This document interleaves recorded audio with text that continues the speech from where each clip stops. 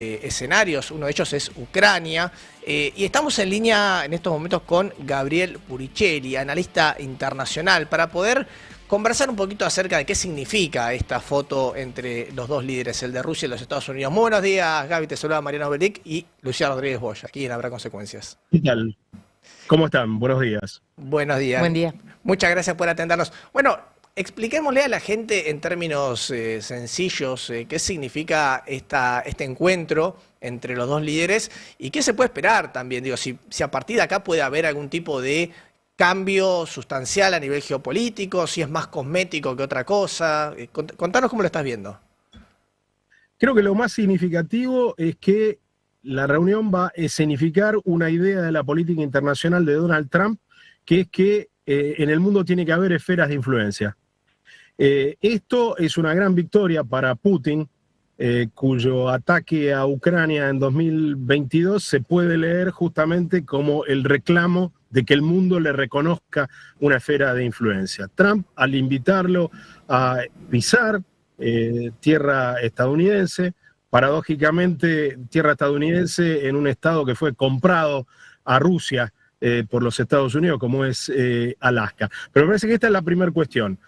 Trump tiene en la cabeza un mundo que es el mundo de Yalta, el mundo que se repartieron Churchill, Stalin y Roosevelt.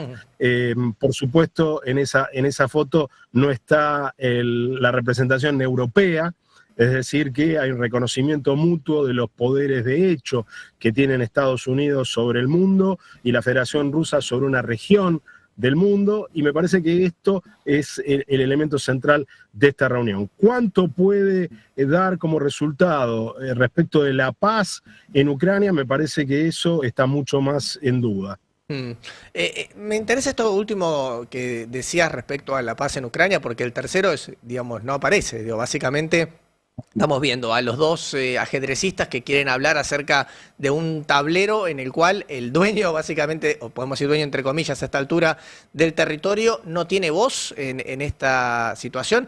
Mucho se especuló respecto a si podían llegar a hablarse o no acerca de cesiones territoriales. ¿Qué te parece a vos que cómo queda Ucrania y qué es lo que se juega Ucrania también con esta reunión? Ucrania se juega todo, se juega su existencia misma como Estado. Esta es una reunión que también se hace bajo el refrán, tácitamente bajo el refrán, que si no estás sentado a la mesa es porque sos uno de los platos del menú.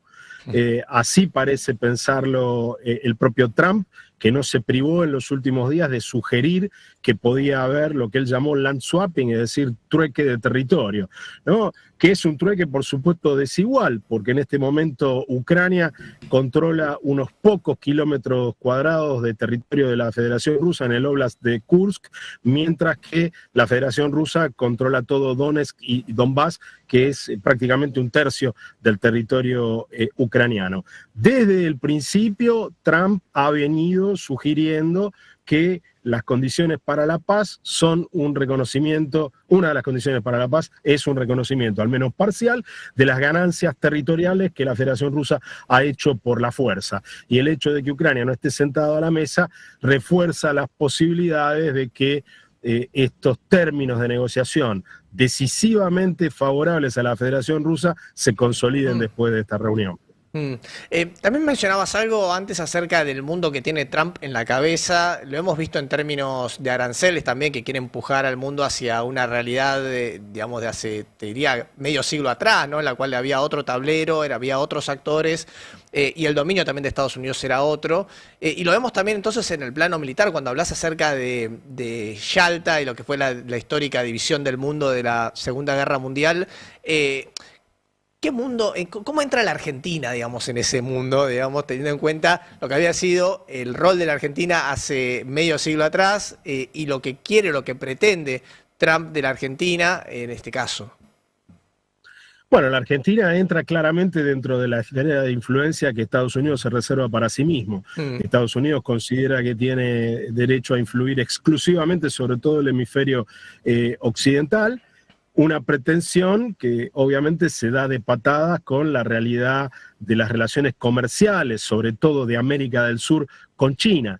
El elemento chino no se va a eliminar de la ecuación por un acto de voluntad de los Estados Unidos. Pero en la cabeza de Trump esto está muy presente. En lo que hace a la relación con Argentina en particular, lo vemos de manera muy insistente en las declaraciones de la generala Richardson, que está a cargo del Comando Sur, en las declaraciones que hizo el futuro embajador Lamelas en el Comité de Relaciones Exteriores del Senado de los Estados Unidos. Es decir, que en la cabeza de Trump está esta idea de un aislamiento magnífico de Estados Unidos dentro de la fortaleza estadounidense, buscando el reshoring de actividad económica, tratando de llevar adelante una política comercial que está exclusivamente orientada a captar capitales que se deslocalizaron para que vuelvan a los Estados Unidos y mientras tanto preservar una esfera de influencia exclusiva sobre el hemisferio occidental. Como decía,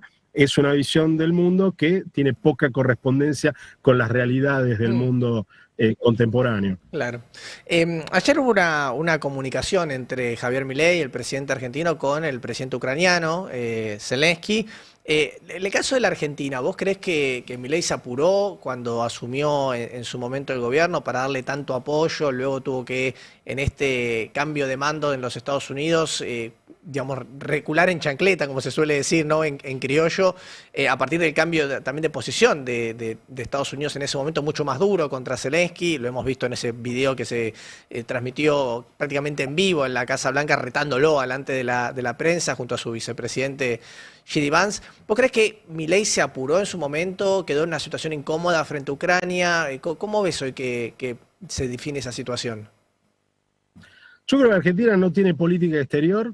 El presidente avanza a impulsos más bien orientado por su ideología y no por los intereses del país. Eso es lo que explica el zigzagueo. En función de alinearse de manera perfecta con los Estados Unidos, consideró que era importantísimo invitar a su cambio de mando a Zelensky y sobreactuar el apoyo que la Argentina de todas maneras le viene dando consistentemente a Ucrania desde el 2014, cuando la Federación Rusa invadió Crimea. Milei se apura, sobreactúa eso, como vos bien lo decías, provoca un giro en febrero de este año, cuando Argentina se abstiene frente a una resolución de Naciones Unidas que pedía algo tan elemental como el retiro de las tropas de la Federación Rusa de Ucrania, y ahora tiene esta conversación telefónica que yo la leo más bien como parte de una ofensiva diplomática de Zelensky, que trata de compensar su exclusión de la reunión de Alaska con un fuerte activismo y distintas conversaciones con distintos jefes de Estado, pero como lo hemos visto en la comunicación pública del gobierno argentino después de la reunión, en esa conversación no hubo grandes definiciones y sobre todo no hay ninguna reflexión respecto de si la Argentina sigue defendiendo el principio de integridad territorial que defendió desde el 2014 en el caso ucraniano o está todavía en la posición abstencionista de febrero de este año, donde vuelve a tratar de acomodarse a los caprichos del presidente Trump. Y finalmente digo, decía al principio, Argentina no tiene política exterior. Un Estado que se concibe a sí mismo como un Estado vasallo de los Estados Unidos mal podría tener una política exterior porque finalmente la política exterior de la Argentina la definen los Estados Unidos. Estamos hablando con Gabriel Puricelli, para aquellos que se están sumando ahora a esta conversación, aquí en Habrá Consecuencias. Gaby, te hago una última preguntita, pero directamente atada a esto último que estás planteando. Este gobierno le gusta mucho reflejarse en los 90, le gusta mucho tomar como vara, inclusive lo ha hecho en más de un discurso, a la gestión de Carlos Menem, que tuvo una mirada muy clara en la política exterior, como bien decís vos, alineadísima con los Estados Unidos, pero en ese momento tenía una suerte de doctrina detrás, que lo hemos conversado acá varias veces en Habrá Consecuencias, que era el realismo periférico. Había un tipo que pensaba de alguna manera, Carlos Escudé, que decía, bueno, el realismo periférico quiere decir Argentina tiene que buscar sacar el mayor rédito posible, sabiendo que no es un actor de peso global, o sea, acomodándose a los actores globales que más le convenga. Digo, lo estoy simplificando mucho para no quedar muy nerds en esta conversación. Digo, ¿qué pasa con este gobierno? Digo, apela también a esa suerte de realismo periférico, apela, digo, ¿tiene otra cosa en mente? ¿No tiene nada en mente en cuanto a una estrategia política exterior? O sea, ¿cómo lo ves vos eso en relación a los 90, ¿no? Y esa Argentina. A ver, en relación a los 90, esto es una política exterior que primero no tiene doctrina. Y por lo tanto, obviamente no tiene ni la doctrina del realismo periférico ni ninguna otra. Si pudiéramos decir algo de lo que todavía convencionalmente y haciendo una concesión podríamos llamar política exterior, es una política exterior que para lo único que sirve es para la proyección personal del presidente Javier Milei y para la proyección internacional de la extrema derecha argentina en su alianza con otras extremas derechas del mundo. No hay una concepción de la relación de Argentina con otros estados. Hay una relación exclusiva, una política exterior puesta exclusivamente al servicio del lucimiento personal del presidente y de las relaciones políticas internacionales de la libertad avanza. No hay política exterior argentina. Lo segundo que hay que decir es que el realismo periférico se concebía efectivamente de perogrullo desde la periferia, pero se consideraba realista, es decir, que tomaba en cuenta una determinada lectura de los intereses nacionales de la Argentina para proponer una política exterior. Ese cálculo de cuáles son los intereses de